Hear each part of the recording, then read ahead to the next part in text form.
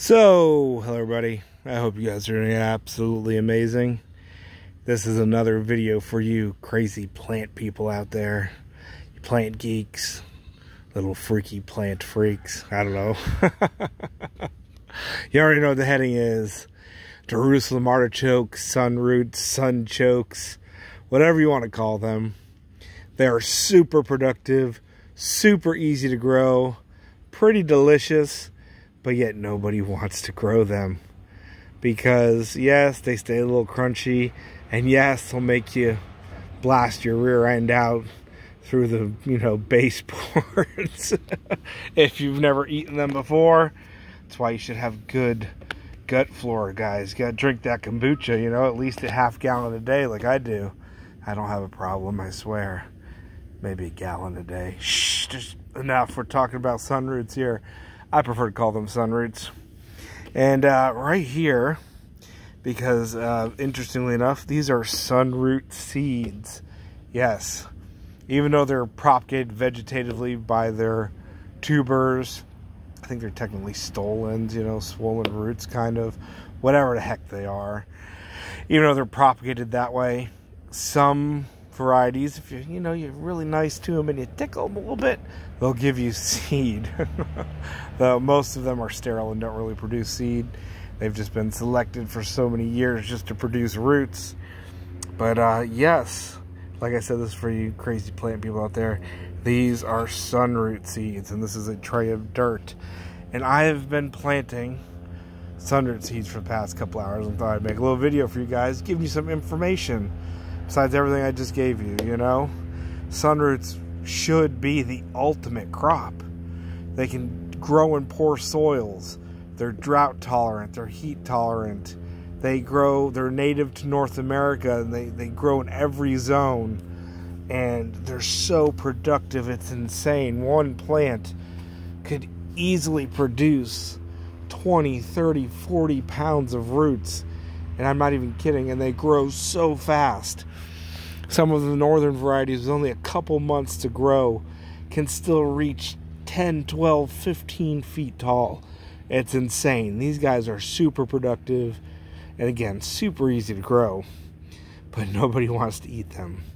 So I have taken it upon myself for the past many years. And I've actually selected out other varieties from seed. And I call them sunroots, Florida sunroots. And it's a great variety. It does really well here in our super long season. And because that's an issue, Florida's got such a long growing season that plants that are adapted to growing like these are super fast and storing that energy super fast so they can survive a 6, 7, 8, 9 month winter. And they don't, go figure, they don't do well here in Florida when we have 10, 11 months of 90-degree weather and then a month of freezing. So it messes with their heads, they don't know what's going on, why they have so long to grow. And so I've selected a couple of varieties out. My Florida sunroots do amazing here in Florida. They football-sized roots on them, massive clumps, and the plants only get like 5 or 6 feet tall, which is a dwarf, guys, considering how big some of their northern cousins can get, which is massive again. But back to nobody likes eating these. They don't taste bad. If you've never eaten a sunroot, it's like a crispy potato, but their starch structure it's inulin instead of other starches. And inulin is a crunchy starch. I'm probably getting this all wrong. I don't think inulin is a sugar. And anyway, it tends to produce a starch that is crispy and stays crispy even if you cook it for a long time. It doesn't soften up.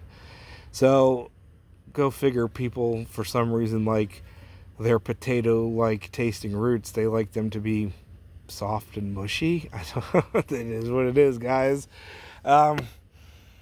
So for that reason, they're not very widely accepted, even though they should be, because you can eat them raw, you grate them, you can pickle them. They make amazing pickles. You just scrub the skin off lightly and you stir fry them up, or you put it in your salads.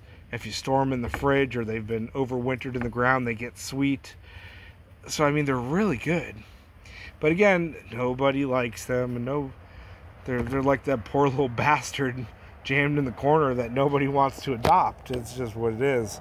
So the holy grail of sunroots, guys, Jerusalem artichokes, would be a massively productive plant with a different starch structure, a soft starched, soft rooted, I don't know, whatever you would want to call it, sunroot.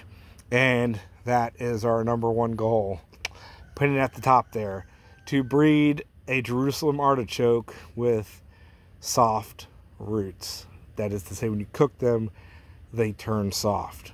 Is it possible? Well, you may ask, because I'm a crazy plant person, and if you've been watching for this last 6 minutes, I love you.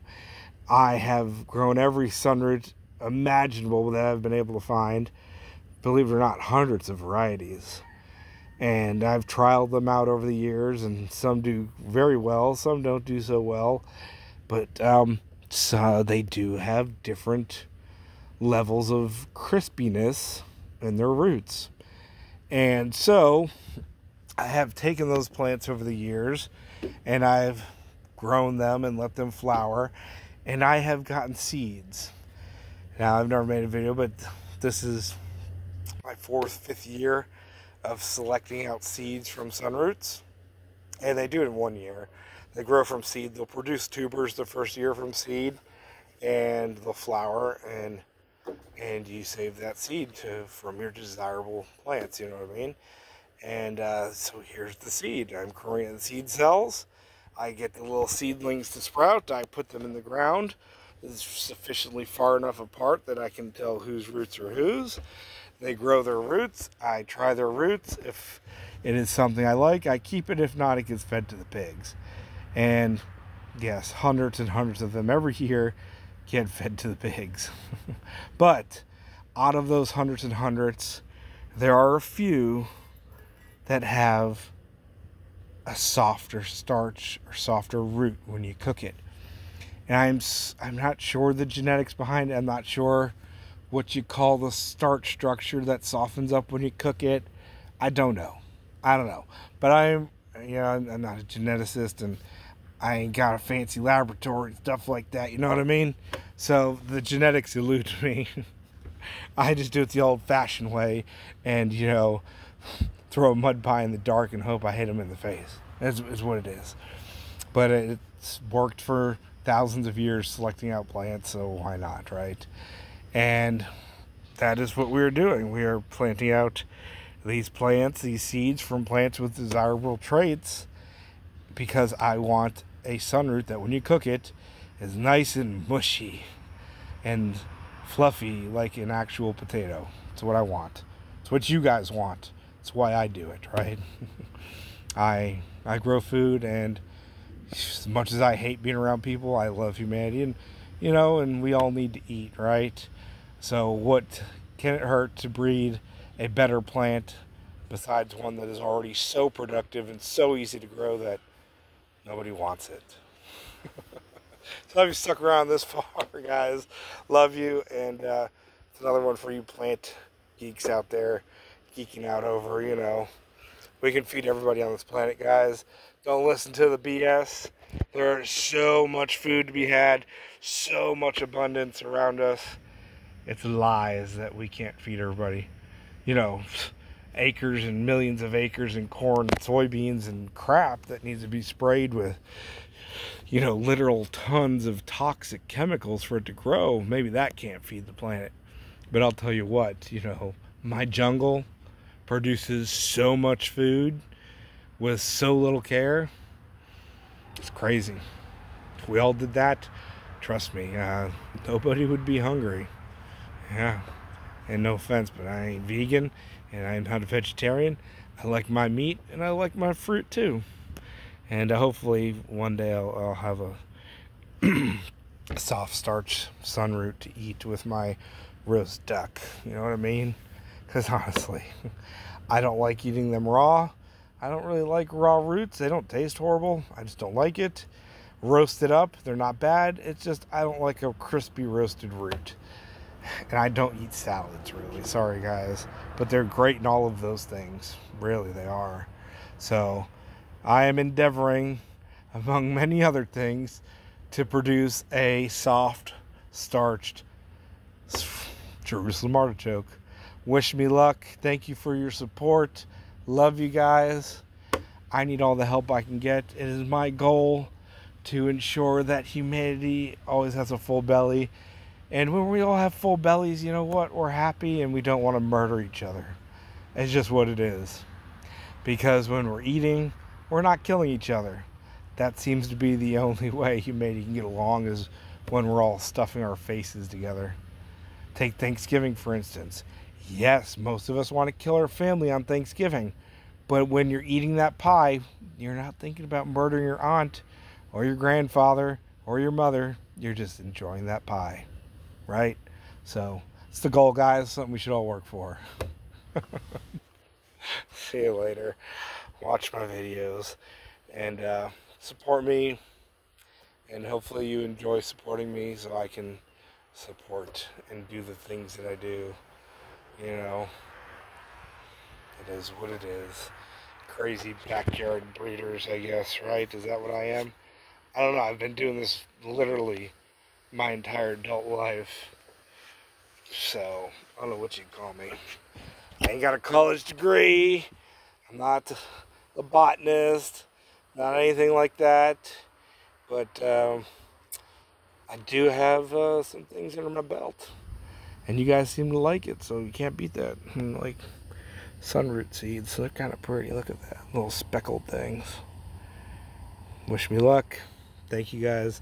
Like and subscribe, or wherever you happen to be watching this. Thank you for watching it. See you later.